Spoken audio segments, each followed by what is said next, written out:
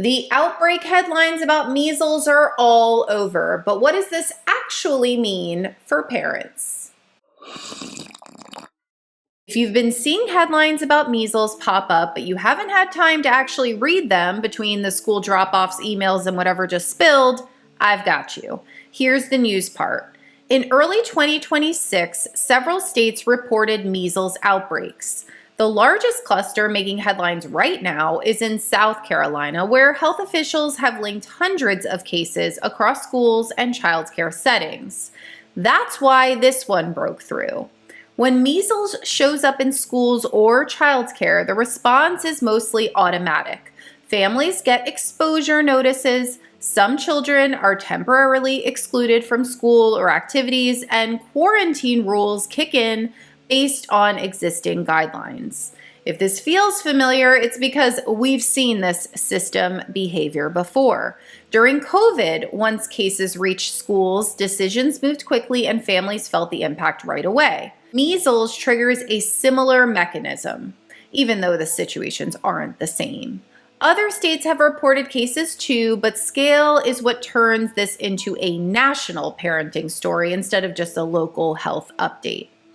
The TLDR, measles outbreaks are being reported in several states. When they reach schools, families feel it fast. People don't think about this during a measles outbreak. Sure, they think about the rash, the fever, the sickness comes with it, all the headlines of the case counts. I mean, we have the biggest measles outbreak going on right now in South Carolina with over 100 cases in a single new week, which is a ton. The one thing that people don't often think about is that if you can't prove that you've been vaccinated or you don't have documented proof of immunity, which is kind of difficult to prove, you essentially have to quarantine for up to 3 weeks at a time from your last time of exposure, which can be really interrupting your day-to-day life. I found out last night that my son has been exposed to measles at daycare, so now he has to quarantine for 28 days. He's not allowed at the daycare. He's only 9 months old, so he does not have the vaccine. Hold on tight, and this is a dream.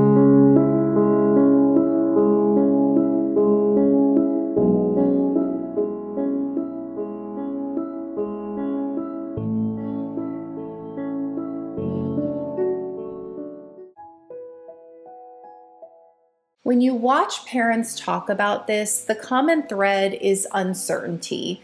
Do we go to story time? Do we cancel our plans? That's where the story lives for parents.